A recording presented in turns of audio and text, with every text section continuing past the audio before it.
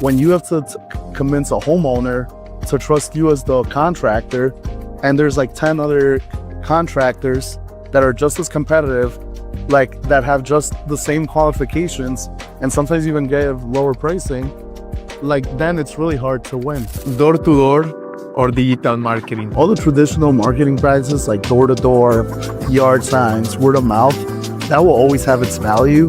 That will never go away. But the thing is, right now with social media, like the amount of people you can reach, and even at the early stages when you have no money, sometimes I understand you have to bid on the lower side, and you have your times and seasons when you do that, but try to be more competitive with your bidding because it's better for you, your company.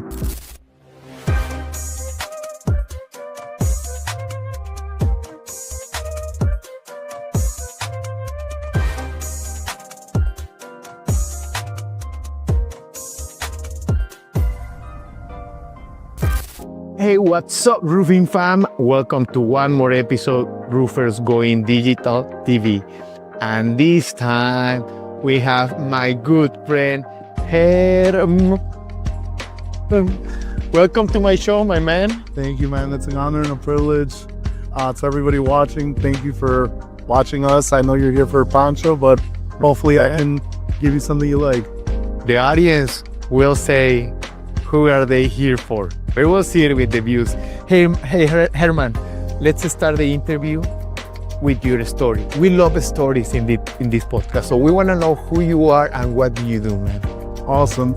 It can be confusing to tell where I'm from, but original Ecuadorian, grew up in Connecticut, influenced by New York. That's the personal side. Like professional-wise, having undergrad in Spanish language and literature, was going to be a Spanish teacher. Ended up in manufacturing and ended up getting an MBA. So at 23, I was offered the chance to be a store retail manager for Hilti. So like that's the European like tools, top quality, like, and they also do epoxy and stuff. So in some of the movies and in some of the series like Money Heist, like in the first one, they use all Hilti tools to break into the bank. I remember. Quality power tools, epoxy nails, so on. So that at 23, I started in the industry and manufacturing, in construction. From then, I went to outside sales with Hilti as well. Had the Bronx and New Rochelle. So Bronx, New Rochelle, much higher end clientele. So got the best of both worlds. And then finally, when I was thinking, you know, like, is this industry still for me? I ended up working for Owens Corning. Okay. I always like to say the Pink Panther was my boss. I was there almost 4 years, loved every minute of it. But I'm now 30, so I wanted to try something different. I decided to come to the contractor side. So now I work for LA Roofing. They're based out of Middletown, Connecticut. I'm one of their sales managers now. So now I'm on the contractor side. I went from being on the corporate, on the selling side, like on the distribution manufacturing, to now being a contractor. Nice. Hernan, what do you think are the main difference right now that you know both sides of the business, that I believe that is one of the most important experience that you are going to have in your life and the roofing industry? What are the main difference that you see working with each side? So that's one of the things. I do have to apologize to contractors because being on the corporate side, on the manufacturing side, to me, it never made sense why a lot of the trainings I did, a lot of things that I explained, why it was so hard to put into practice. But now that I'm in the contractor side, I'm like, you know, we had the right theory, like a college professor has the right theory, but in practice, it's a whole nother world. So now I'm understanding why there are some cases where you sell low, where you're not able to sell high, where you have to do some of the things you do. Obviously, you still have to work through it and overcome it. But both sides have their challenges, but definitely the contractor side, way more difficult. Damn, way more. Because at the end of the day, on our end, like, we're selling the product, we're promoting the product, but the people that are really selling it day to day to the homeowners, to the end user, is the contractor, their sales team, their group. So if they're not a good contractor, if they don't have a good team, and not just sales team, but production team, operations, everything else, forget it. So they have to do everything. And then once they've done it all, we just have to convince them, hey, use us over our competitor. So we only have to make them pick between us and a competitor. With them, they have 11 steps before they can even charge or gain profit, do what they do. I had a similar experience. I used to work in Nissan and BMW in the headquarters, and I was working with the dealers. And in my experience, I saw that the dealers or the headquarters of every company that works with retail is that everything is built already. In the contractor or in the dealers or in the outside of the business of the headquarters, it's like nothing is built. You need to build it yourself. And that's the hard part. I don't know if you agree with that. You need to build. Yes, because even when I was in Hilti, I was one of their top salespeople. When I went outside, I did a good job selling in the store. But when you run a retail store for a company, the people that are coming in, they want to buy your product. They're going in there because they need it. So that's an easier sell. And again, even when I went in outside sales for Hilti, I was selling to the contractor who needed the product. So even though it was a little more difficult, I still wasn't selling to the end user or the customer himself. But now that you're on the contractor side, when you have to convince a homeowner to trust you as the contractor, and there's 10 other contractors that are just as competitive, that have just the same qualifications, and sometimes even give lower pricing, then it's really hard to win. Nice. Now, Herman, I know your experience is in sales. What do you think? And it's in sales, and you know a tons of contractors out there. You have talked with them, you have negotiated with them. What's the difference, or what are the sales strategies or business strategies that the best are implementing that the other ones are not? Correct. So, in my opinion, what helps a great contractor and a contractor that struggles a lot or potentially doesn't make it, both a longer term contractor and a new one, is their willingness to adapt, their willingness to learn. So the contractors that are you know what, I'm struggling in this area, but let me hire somebody, or let me get in touch with someone, or let me hire a consulting firm to fix that, and they're open to coaching and learning, they improve, and eventually they get out of it and they become stronger and better. The company that struggle the most are the ones that are we've always done this, I'm not changing it. They stay on that ground, and yes, they'll still have a consistent customer base for a certain period, but eventually their lack of adaptation unfortunately leads them to the end of their business. All right. So I think it's a lot of hiring people, delegating, and trusting. Do you think are the best? Correct. And it's really difficult because when you have your money invested, and you've your business, your company, it's like your baby, it's everything to you. It's hard to want to trust your child, something that you value as much as you would value your child, to somebody else, to a stranger, no matter what their qualifications are. But you need to start doing it little by little so that you can from a higher view manage the business and be able to expand. Because at the end of the day, there's only 24 hours in the day, 7 days a week. So there's only so much you can handle. And especially if you're going to business, you're going in there to grow, prosper.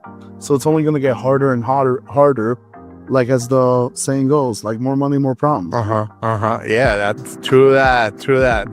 Now, getting a little bit deeper into sales, the $1 million question: door to door or digital marketing, traditional? What do you think is the path? If I'm starting, where do I need to go so I can get out of the I call it the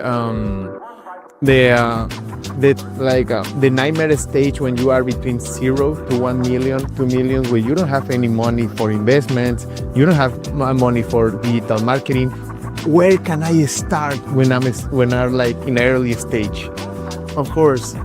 So the thing is, all the traditional marketing practices like door-to-door, yard signs, word of mouth, that will always have its value. That will never go away. But the thing is, right now with social media, the amount of people you can reach, and even at the early stages when you have no money, if you can daily or consistently throughout the week, throughout the month, create like reels for TikTok, for Instagram, you keep posting stories. If like that's free, like yes, it's taking up your time, which has a value, but it's free when you start up.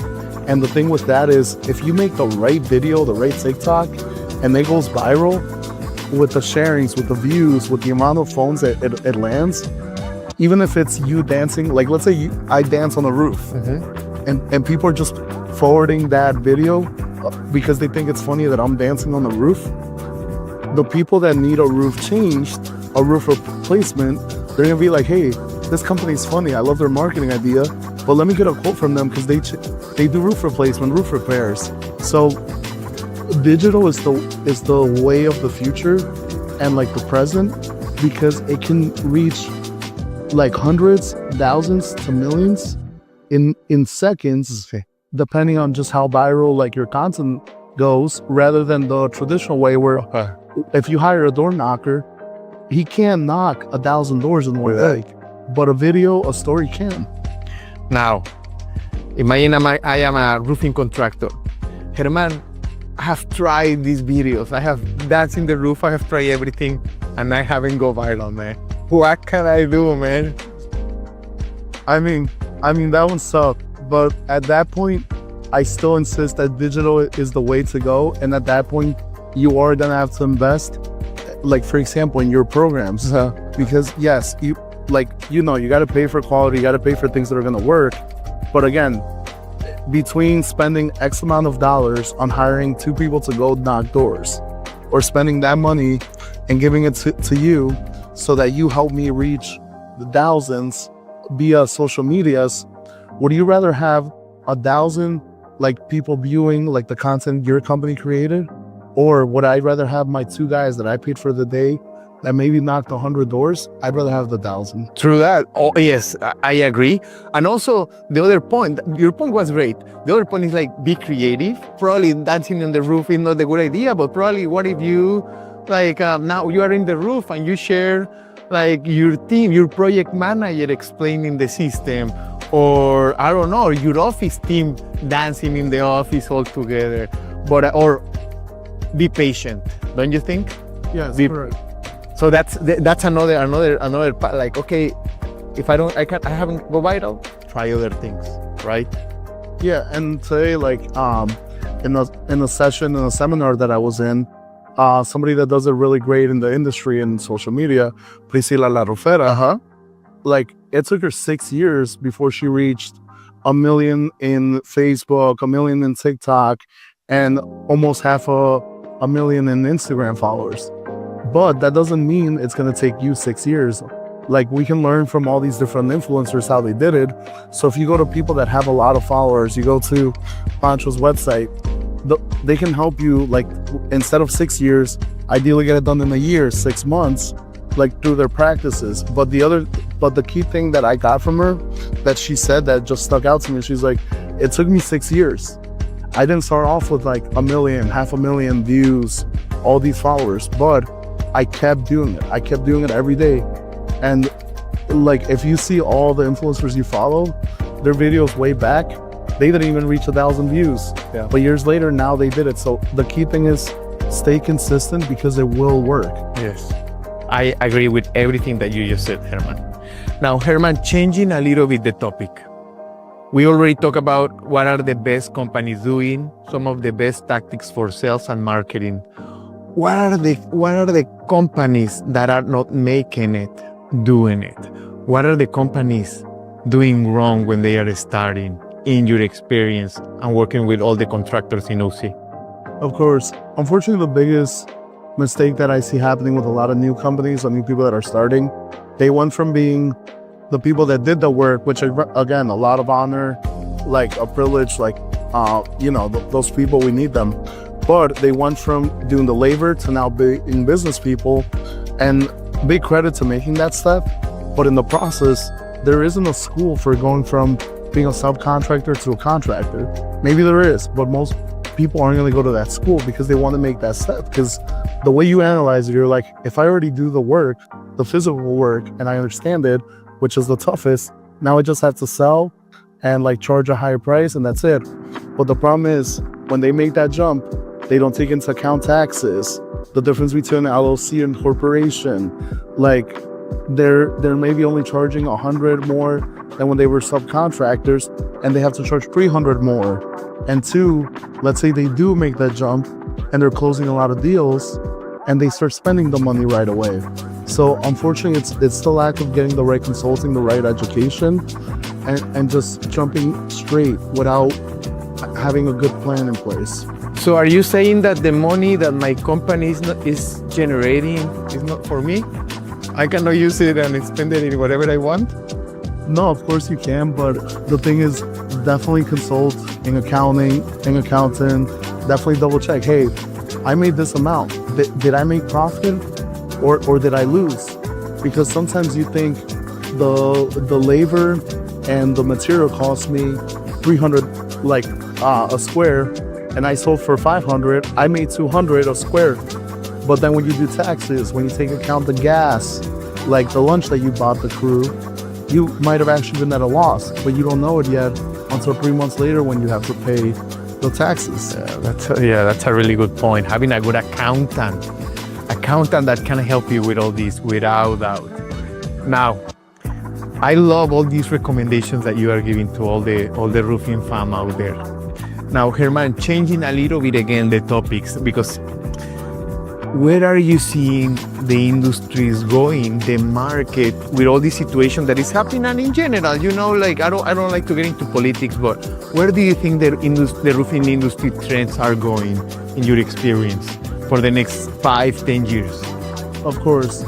And this isn't just to like help out my good friend Rancho. This isn't to push things his way, but things are going digital, like in the near future, not 5 years from now.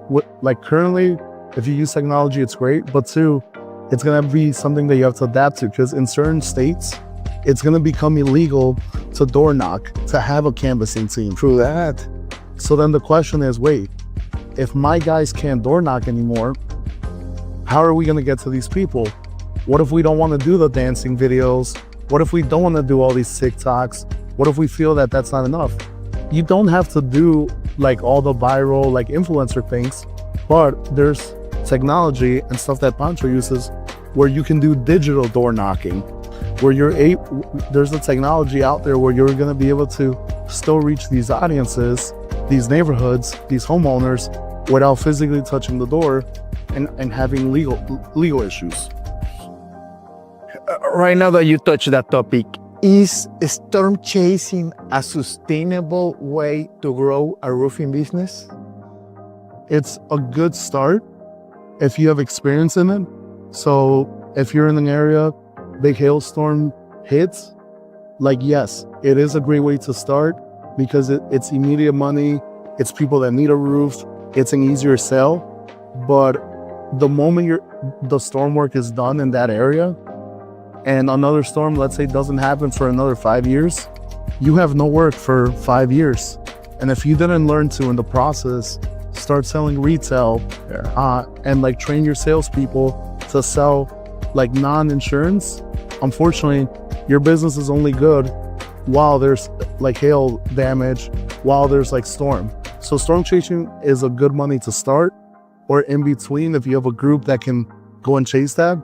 But I wouldn't suggest making your primary business if you want to be in business for the long term. I love it. Everything that, yes, you are completely right.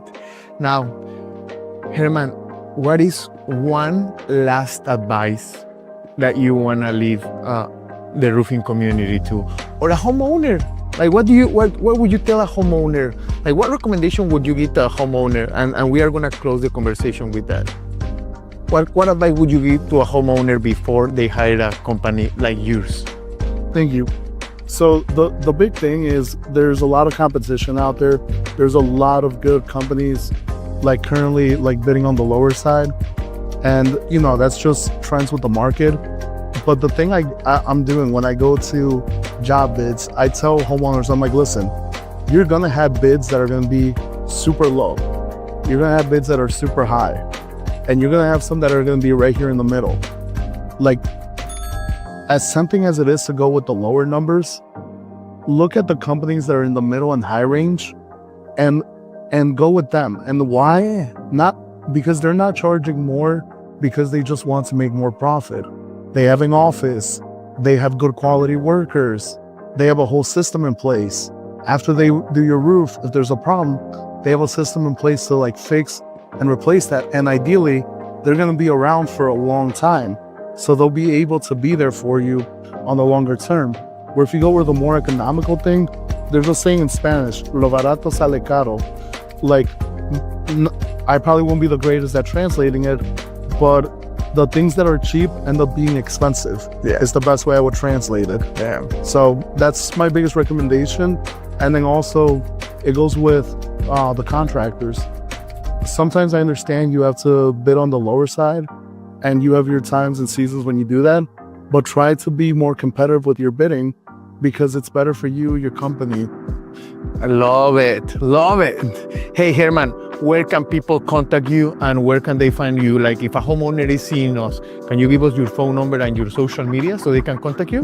Of course. So, like, I won't give my phone number out just because in case this goes viral, I don't want to get calls from True that. But for right now, my personal Instagram is at the letter Q, the letter T, Z as in zebra, A, M as in Mary, B as in boy, R, A, N as in Nancy, O.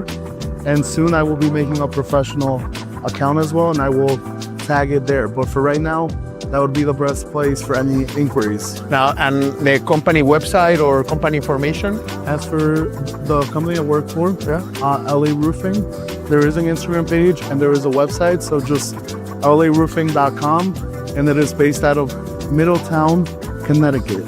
Awesome. Herman, thank you very much for all your time, all your recommendations, and I hope to see you soon. I hope to see you again, and thank you very much, fam, and my friend Herman. You're the best. Thank you. Peace, Thanks fam. for watching.